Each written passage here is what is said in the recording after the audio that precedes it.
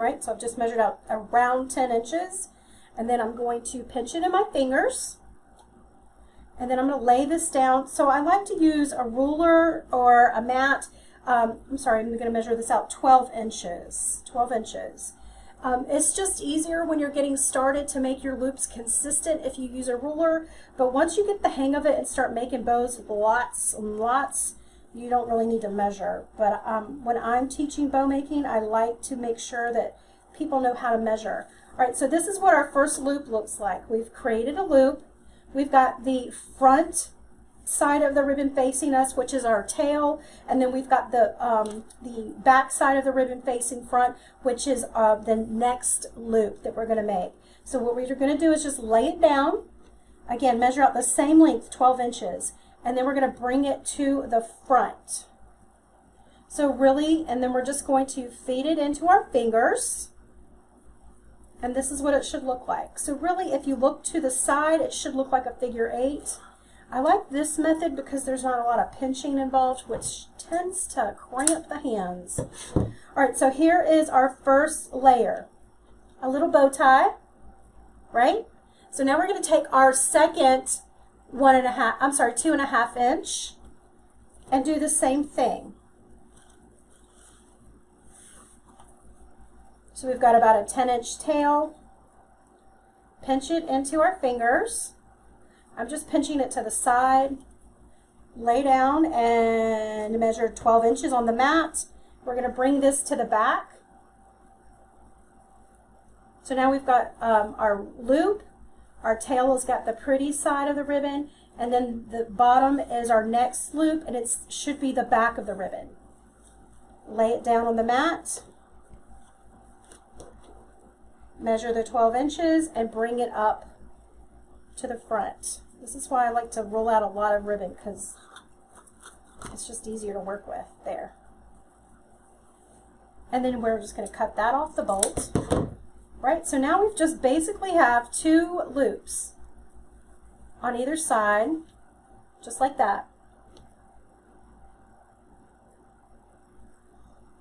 Now we're going to move to our black and white.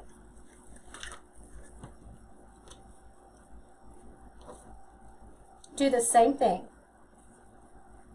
Put this in our fingers, but instead of doing 12 inches, I'm going to measure this 10 inches. We're going to just come in a little bit more.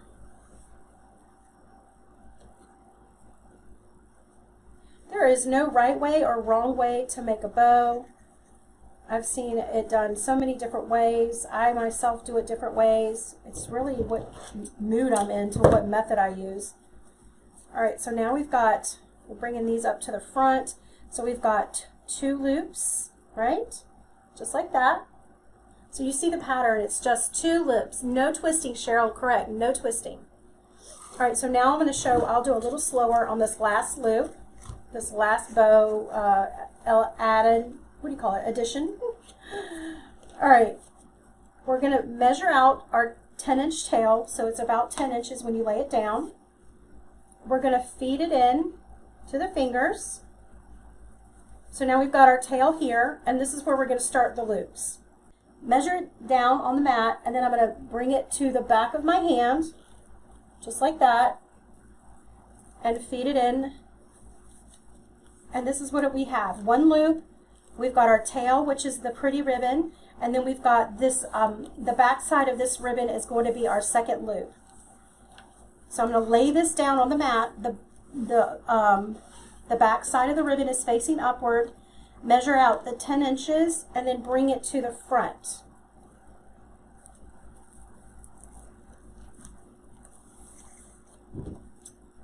And then trim.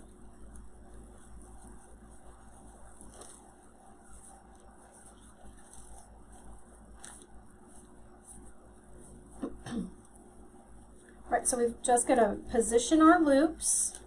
I like to put the tails to the back and the loops to the front. And then we're going to take florist wire. You can use a pipe cleaner if you want to, whatever you have on hand or feel comfortable using. I'm going to turn it over. And I don't have a very heavy now the ribbon, I know we were pinching it through the fingers, but it's moved more towards the palm of my hand, and I don't have a death grip on it. When you start having hand cramps making your bows, it's because you're holding on too tight. You don't need to hold on too tight, just enough that the bows do not escape, if that's the word.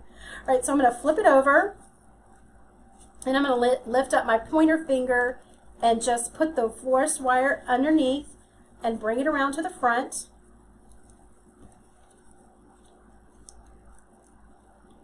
And then I'm going to twist.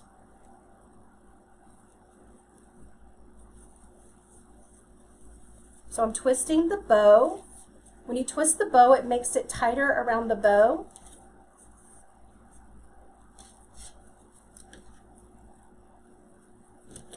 And this is when I start to just reposition the loops.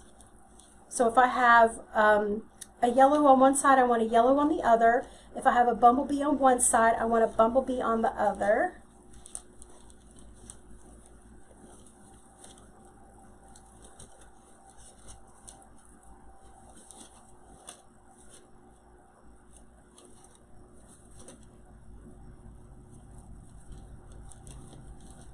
Just like that. Let's put their ribbon tails to the back. And now I'm just going to put one of the yellow on this side.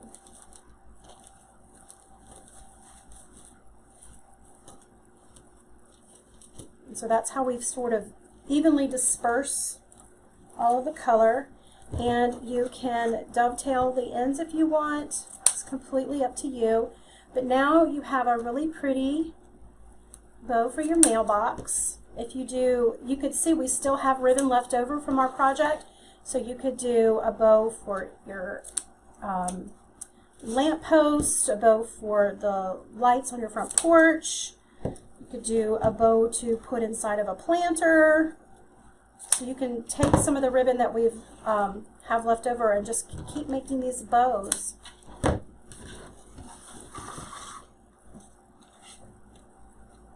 So if you have a mailbox, if you wanted to put one on one side and one on the other side and twist them together, you could do that, or you could just put one on the front. It's completely up to you. But there you have it. This is a whimsical, fun, multi-ribbon bow, easily for you to make, you guys. I know you can do this. You guys, thank you so much. Again, check out carolinapottery.com.